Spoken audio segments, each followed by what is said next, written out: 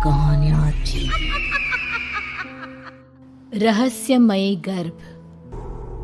60 वर्ष की उर्मिला शहर के बाहरी हिस्से में अपने छोटे से घर में अकेली रहा करती थी। एक रात शहर में बहुत जोर का तूफान आया। जोर जोर से हवाएं और आंधी तूफान के साथ तेज बारिश होने लगी। उन आवाजों को सुनकर कोई भी घबरा जाता, लेकिन उर्मिला घर के सारे खिड़की दरवाजे बंद कर गहरी नींद में सो रही थी। रात के लगभग 12 बजे होंगे कि किसी ने उर्मिला के घर का दरवाजा खटखटाया। दरवाजे के खटखटाने की आवाज सुनकर उर्मिला की नींद खुलती है। आखिर इतनी रात को कौन आया होगा? उर्मिला जाकर दरवाजा खोलती है तो सामने लगभग 26 साल की बेहद सुंदर लड़की को खड़ा देख हैरान रह जाती है। कौन हो बेटा, और इतनी रात को इतने भयंकर तूफान में कहाँ भटक रही हो? चाची, आपने मुझे पहचाना नहीं? मैं आपकी दूर की रिश्तेदार शालिनी। अरे हाँ, बचपन में तुझे देखा था। इतनी जवान हो गई है, कैसे पहचान में आती। लेकिन तू यहाँ क्या कर रही है, और वो भी ऐसी अंधेरी तूफान भरी रात में? उर्मिला की बात सुनते ही शालिनी की आंखों से आंसू बहने लगे। वो फूट फूट कर रोने लगी। ये देखकर उर्मिला को कुछ समझ में नहीं आया और उसने शालिनी का हाथ पकड़कर घर के अंदर आने के लिए कहा। जैसे ही शालिनी घर के अंदर रोशनी में आई, उर्मिला की नजर उसके पेट की तरफ गई, जिसे देखकर ये साफ पता चल रहा था कि वो प्रेग्नेंट है। अरे, तू तो पेट से है। ऐसी हालत में इतने भयंकर तूफान में आधी रात को बाहर भटक रही है। आखिर बात क्या है बेटा, मुझे सब कुछ साफ साफ बता। क्या बताऊं चाची, ये सब जिसकी वजह से हुआ है उसके बारे में बताने में भी मुझे शर्म आती है। मैंने घर वालों की मर्जी के खिलाफ जाकर एक लड़के से शादी कर ली थी, पर वो शादी के 1 महीने बाद ही मुझे छोड़कर चला गया। छोड़कर चला गया का क्या मतलब? क्या उसके साथ कोई हादसा हो गया? नहीं, उसे कोई दूसरी लड़की पसंद आ गई और मेरी प्रेगनेंसी की खबर सुनते ही उसने मुझे बेसहारा छोड़ दिया। उसके बाद मैं अपने घर गई, लेकिन माँ पापा ने मुझे घर में कदम तक नहीं रखने दिया। तभी मुझे आपकी याद आई। कोई बात नहीं, कोई बात नहीं, तुमने यहाँ आकर अच्छा ही किया। एक काम करो, तुम आराम करो। वैसे भी ऐसी हालत में इतना घूमना फिरना और इस तरह आधी रात को बाहर भटकना ठीक नहीं होता। प्रेग्नेंट औरत को आधी रात को घर से बाहर नहीं निकलना चाहिए। बुरी आत्माएं उस पर अपना असर दिखा सकती है। और इतना कहकर उर्मिला ने शालिनी को एक दूसरे कमरे में जाकर आराम करने के लिए कहा। लेकिन जैसे ही शालिनी अपने कमरे में जाने लगी, अचानक से उर्मिला ने उसे रोक लिया। एक बात बताओ बेटा, तुम्हारा कौन सा महीना चल रहा है? पेट देखकर तो लगता है कि लगभग 6 महीने पूरे हो गए होंगे। उर्मिला की बात सुनकर शालिनी के होठों पर मुस्कुराहट आ गई। चाची जी, अभी सिर्फ 1 ही महीना हुआ है। शालिनी की बात सुन उर्मिला दंग रह गई। उसे समझ में नहीं आ रहा था कि प्रेगनेंसी के पहले ही महीने में शालिनी की हालत ऐसी क्यों थी। लेकिन फिर उसने बात को नजरअंदाज कर शालिनी को आराम करने के लिए कहा और खुद भी कमरे में जाकर सो गई। अभी कुछ ही घंटे बीते थे कि अचानक से एक बच्चे की बड़े ही अजीबोगरीब बेढंगे तरीके से रोने की आवाजें उर्मिला के घर में गूंजने लगी। उन आवाजों को सुनकर उर्मिला की नींद फिर से खुलती है। ये अचानक बच्चे के रोने की आवाज कहां से आने लगी? उसने उठकर चारों तरफ देखा, पर वहां उसे कोई नजर नहीं आया। उर्मिला घबराते हुए शालिनी के कमरे में गई तो वहां उसे कमरे की दीवार पर एक बेहद खौफनाक साया नजर आया, जिसे देखकर उर्मिला बुरी तरह से घबरा गई। आखिर ये सब क्या हो रहा है? शालिनी, शालिनी उठो! उसने जोर जोर से आवाज देकर शालिनी को जगाने की कोशिश की, लेकिन ऐसा लग रहा था जैसे उसकी आवाज शालिनी तक पहुंच ही नहीं रही थी। कमरे की दीवार पर एक बहुत बड़ा और बेहद डरावने दिखने वाले इंसान का साया और एक बच्चे के अजीबोगरीब ढंग से रोने और चीखने की आवाजें अब उर्मिला को ज्यादा डराने लगी थी। उर्मिला को शालिनी की चिंता सताने लगी और उसने पूरी ताकत के साथ चीख कर शालिनी को आवाज लगाई, शालिनी! तभी अचानक सब कुछ एकदम पहले जैसा हो जाता है और उर्मिला की आवाज सुनकर शालिनी की नींद खुलती है। क्या हुआ चाची, आप इतनी तेज क्यों चिल्ला रही हैं? अब ठीक तो है ना? अभी अभी मैंने तुम्हारे कमरे में कुछ अजीब सा देखा। तुम ठीक हो ना शालिनी? मुझे यहाँ एक बच्चे के रोने की आवाजें आ रही थी। लगता है आपको मेरी कुछ ज्यादा ही चिंता हो गई है। आपने मेरी प्रेगनेंसी के बारे में कुछ ज्यादा ही सोच लिया होगा। मैं एकदम ठीक हूँ, आप आराम से सो जाइए। इतना कहकर शालिनी ने उर्मिला को फिर से अपने कमरे में जाने के लिए कहा और खुद भी जाकर सो गई। पर अब उर्मिला की आंखों से नींद गायब हो चुकी थी। अगली सुबह जब शालिनी उठी तो वो सीधा उर्मिला के पास आई। गुड मॉर्निंग चाची।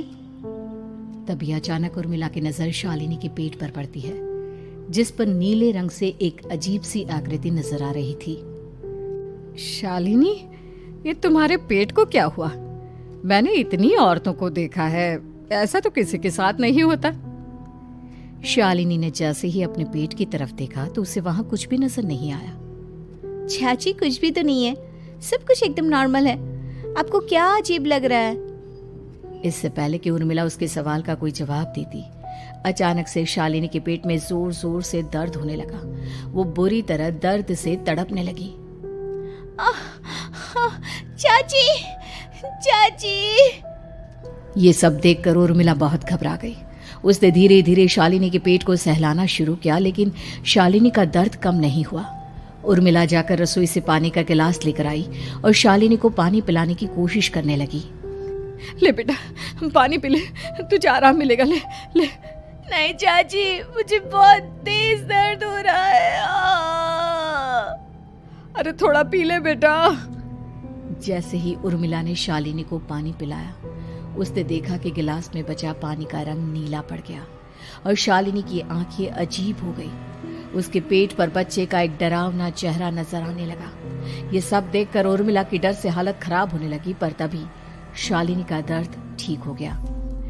बेटी, अभी तुम्हारा दर्द ठीक है तो ऐसा करो, तुम थोड़ी देर आराम कर लो।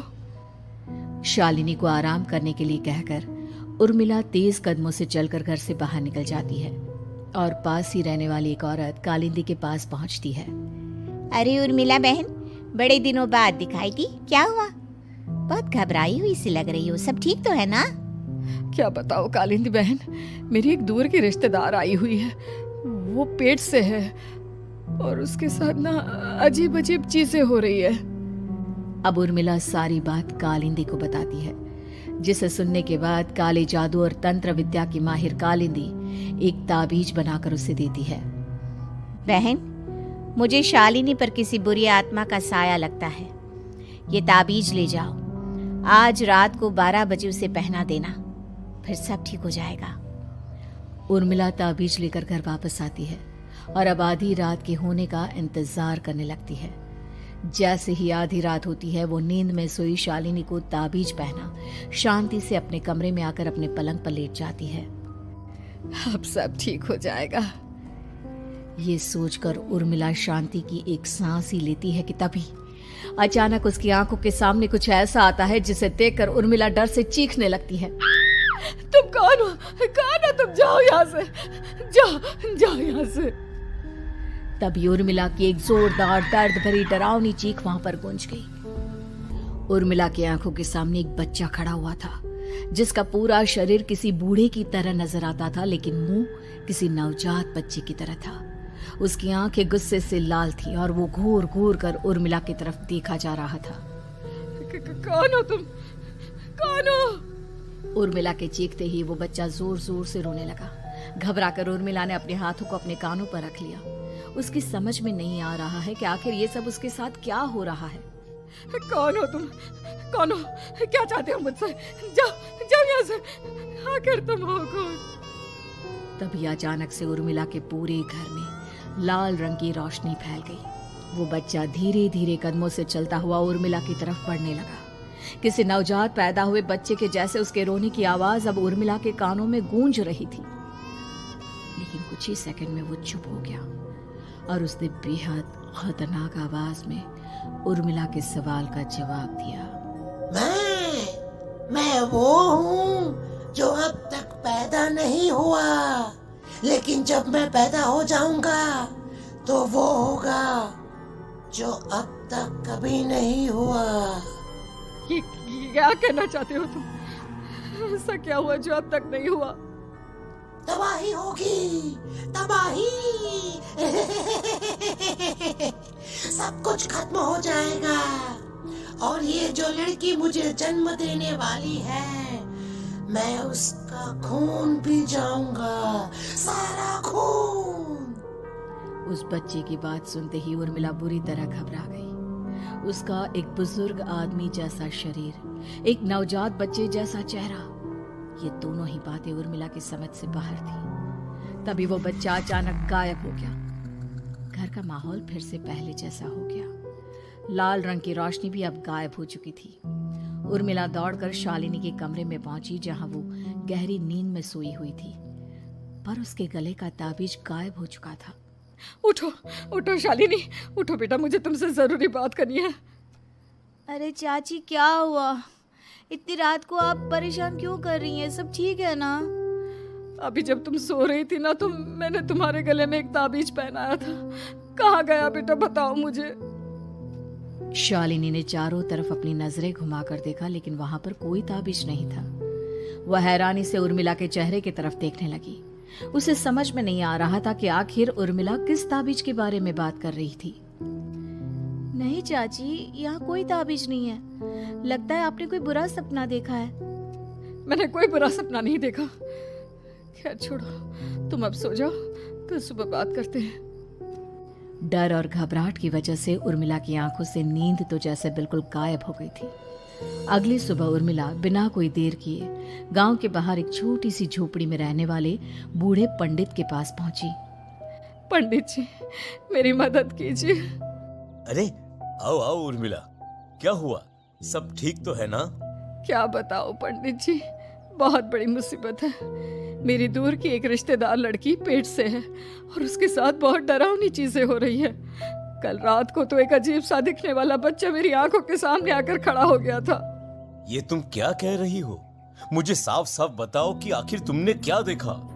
उर्मिला ने अपने साथ हुई बीती रात की पूरी घटना पंडित जी को बताई, जिसे सुन पंडित जी के माथे पर चिंता की लकीरें उभर आई।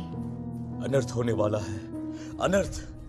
बरसों पहले भी उस हैवान ने एक लड़की के पेट से जन्म लिया था और उसके बाद उस शहर को पूरी तरह से तबाह कर दिया। कैसी विपदा पंडित जी, कैसी बात कर रहे हैं आप? बताइए मुझे, और इसका उपाय क्या है? इसका उपाय तो है, लेकिन बहुत कठिन है।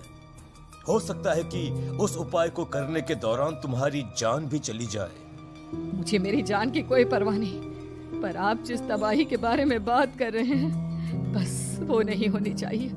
लाखों लोगों की जान बचाने के लिए मैं कुछ भी करूंगी। तो ठीक है, मेरी बात ध्यान से सुनो। बरसों पहले एक भयानक तांत्रिक ने अपनी तंत्र क्रिया के जरिए एक मासूम लड़की के साथ रिश्ता बनाकर उसके पेट से जन्म लिया था। इस तरह से वो अपने जैसे लोगों की संख्या इस दुनिया में बढ़ाना चाहता था। आपके कहने का मतलब है कि शालिनी के पेट से भी उस शैतान को जन्म लेना है, इसलिए उसने उसके साथ ये सब किया है? ठीक पहचाना तुमने। अब मैं तुम्हें एक ऐसा सिंदूर दूंगा जिसे तुम्हें ले जाकर उस लड़की के पेट पर लगाना होगा। क्या ऐसा करने से सब कुछ ठीक हो जाएगा? नहीं उर्मिला, ये सब इतना आसान नहीं। उस लड़की के पेट पर सिंदूर लगाने के बाद तुम्हें उसका पेट काटकर उस हैवान को बाहर निकालना होगा। नहीं पंडित जी, मैं ये सब नहीं कर सकती। मैं भला एक जिंदा लड़की के पेट को अपने हाथों से कैसे काट सकती हूँ? अगर तुमने ऐसा नहीं किया तो कुछ ही दिनों में वो हैवान उस लड़की के शरीर से जन्म लेगा और उसके शरीर के सारे खून को पीकर अपनी ताकत को बढ़ाएगा। उसके बाद वो धीरे धीरे इस पूरे शहर को तबाह कर देगा। यहाँ पर कोई जिंदा नहीं बचेगा। लेकिन अगर मैं उसके पेट को काट दूंगी तो क्या वो जिंदा बच पाएगी? अगर शालिनी को कुछ हो गया तो, अगर उसकी मृत्यु हो गई तो?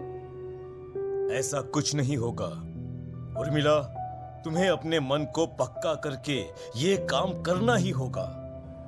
सिंदूर लेने के बाद उर्मिला झोपड़ी से बाहर निकलने ही वाली थी कि तभी पंडित जी ने उसे पीछे से आवाज देकर रोका। उर्मिला, उस लड़की का पेट काटकर हैवान को बाहर निकालना ही काफी नहीं होगा। तुम्हें ध्यान रखना होगा कि ये सब करते हुए उस बच्चे का जो आधा बूढ़े का शरीर है उस पर सिंदूर की एक बूंद भी ना लगने पाए, क्योंकि अगर ऐसा हुआ तो वो तुम्हें और बाकी सबको कच्चा खा जाएगा। पंडित जी की बात सुन उर्मिला की आंखें फटी रह गई और उसके शरीर में डर की लहर दौड़ गई।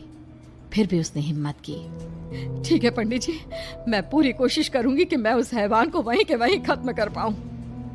इसके बाद उर्मिला तेज कदमों के साथ घर वापस आती है।